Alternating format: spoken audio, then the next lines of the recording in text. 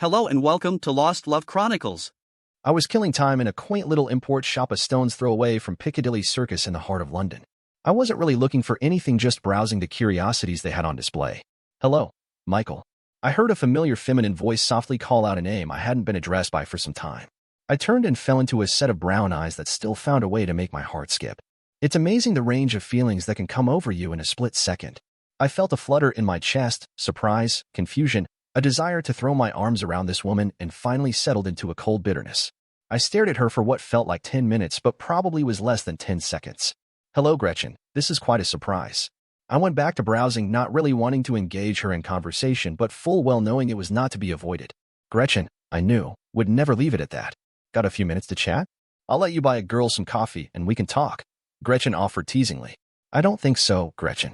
I have the time, but I don't know that we have that much to talk about, I stated flatly. I wasn't all that interested in being polite with the woman that destroyed my life. I knew she would persist, but she was going to have to work for it. I heard a soft sigh and then, please, Michael, I really would like to talk to you, and I'll buy the coffee. I stared blankly at her for a moment and then relented. All right, but call me Mike. I don't go by Michael anymore. She rolled her eyes a bit and stated with a hint of arrogance, I think I've earned the right to call you Michael if I want. Okay, Pookie, have it your way. I shot back. She was visibly shaken by my use of a long-buried endearment I used when we were together. In happier days, I would teasingly come up behind her, cuddling and fondling her. I would always in a whiny voice say, come on upstairs, Pookie, and give me some loving. I'm in need, Pookie. I gotta have you. Invariably, she would scream and say, giggling, get away from me, you pervert. You ain't getting any loving till I'm ready. Go take a cold shower, you randy booger.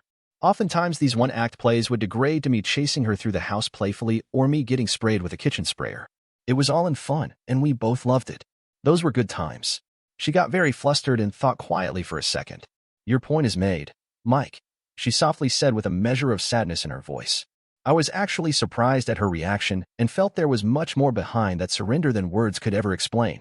She walked briskly to the counter and spoke to the proprietor in a language I had no clue about.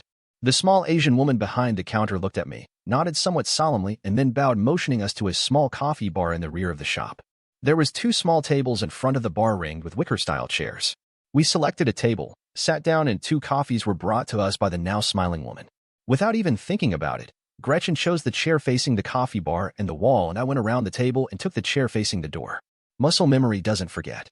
This was a ritual we had practiced thousands, maybe millions, of times over the course of 24 years of marriage. I had to face the door. This was a leftover nervous tic, if you will, from a tour of duty in Vietnam. After all this time, we still maintained our rituals. I think we both noticed it based on the little curious half-smile that I saw cross Gretchen's pretty face. We sat silently for a long minute, and my mind went back, despite my best efforts, to the last time I saw this lovely woman who was my ex-wife. We lived in a small town in Connecticut, and I thought we were a happily married couple. My wife had seemed distant for several months. I saw and spoke to her every day, but I could sense this division coming between us. I tried to ignore it and doubled my efforts to engage her and bring her closer to me again, to make her happy. Our 2 kids were both out of our house by then, trying to get a foothold in their new role as adults. Brett, our son and the eldest, was 23 and had just graduated from college. He had married a sweet gal that everyone adored named Amy in his senior year of school. He and Amy both work in New York and commute by train back to their small townhouse in New Jersey. They were making some headway and were, and still are, deeply in love. It was beautiful to see. Our second child was our fireball daughter, Misty, who was 21. She is the apple of my eye, it's a daddy-daughter thing, and our wild child. I held my breath and my temper much of the time she was in high school. By her second year of college, however, she finally figured out that all the NOs we threw at her really were intended for her own good, and she settled down and will soon finish her BS degree with many appearances on the dean's list. Go figure. I was editing an article soon to appear in one of the magazines my employer published when I received a phone call from my wife. Hello, Michael, this is Gretchen. Would you be interested in having lunch with me today?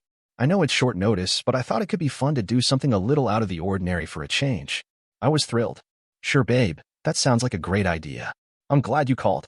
Did you have somewhere in mind, or should I choose? Meet me at the Café Paris in, say, 45 minutes? Will that work for you? Gretchen asked with a professional, measured tone. It felt like the distance was still there, but at least this was a start. I was overjoyed and very hopeful for a warming in our relationship. I'll be there with bells on. Should I wear anything else? I said, chuckling, trying to lighten up the atmosphere and show how pleased I was. Yes, please, she stated, not very amused. Okay, see you at 12:15. Thanks, babe. This is a great idea. I love you, I stated, getting up from my desk, reaching for my jacket with a broad grin on my face. She simply stated, okay, see you in a bit. I hurried to my car and drove across town to meet my lovely wife for lunch. I can't describe the elation I felt at this simple gesture on her part. She was seated at a table with a glass of wine when I entered. I touched her on the shoulder and bent down to give her a kiss. She turned her head away a bit and offered me her cheek. I guess that should have told me something. I said, hello, gorgeous, looking for a date, while smiling stupidly. She smirked a bit and said, let's order so we have more time to talk after.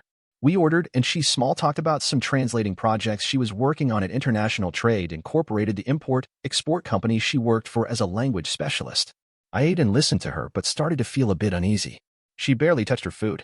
After the dishes were cleared, she paid the bill using her business credit card, saying it was okay, and that her boss knew she was buying me lunch.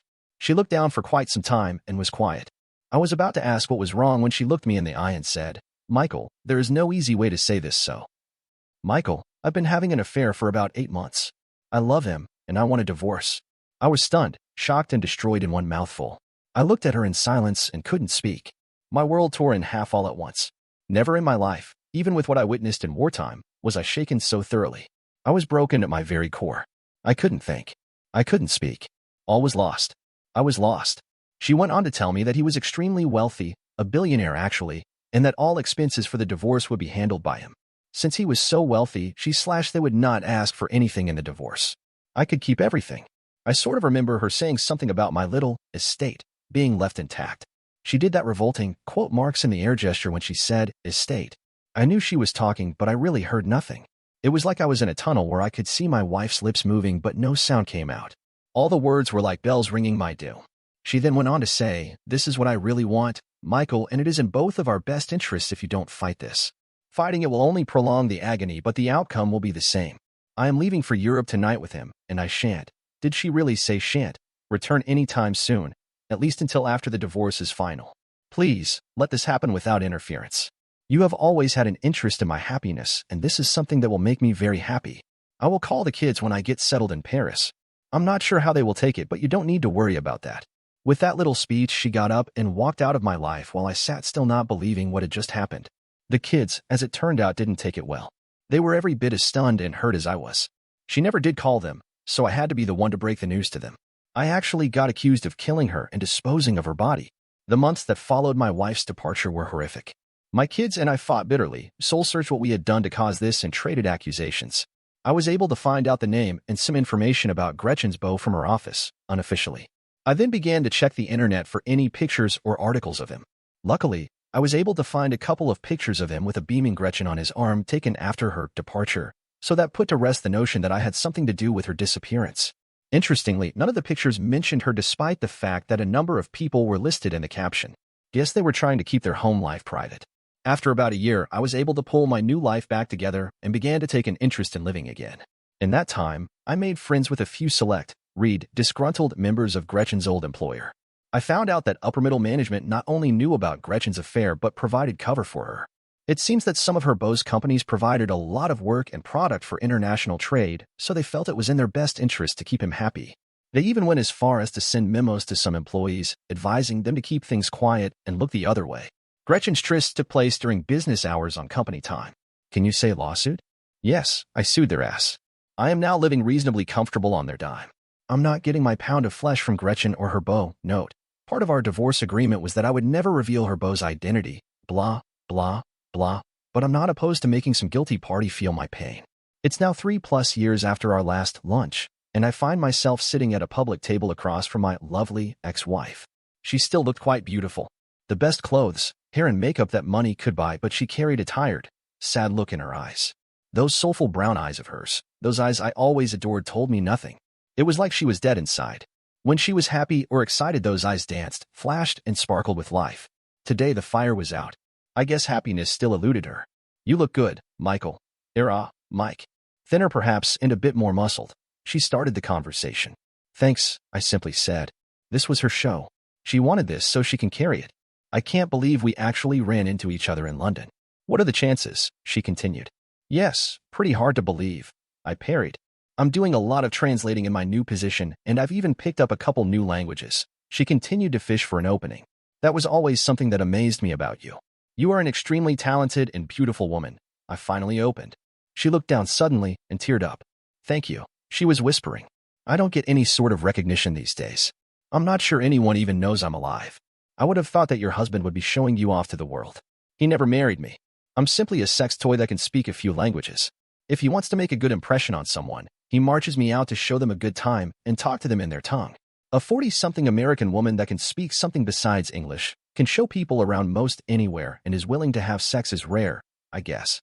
I have become a prize 304, she said sadly. What? Why don't you leave? Get on the next plane and get out of Dodge. I spat hotly. It's complicated. I live very, very well, but I am watched constantly.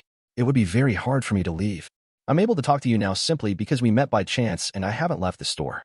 Also, Marika, the owner, is a friend of mine and she kind of covers for me if I need to hide for a bit. It sounds horrible, but I guess it's your choice. Okay, change of subject. Why did you never call the kids? I had a hell of a time convincing them I hadn't killed you and disposed of your body. They were really devastated they never heard from you. I was pushing for answers now. She seemed to only shrink more into sadness. I wasn't allowed to. I flew out that afternoon in a private jet and access to my former life was completely cut off from me. As I said, I'm watched constantly. She suddenly leaned forward and looked straight at me.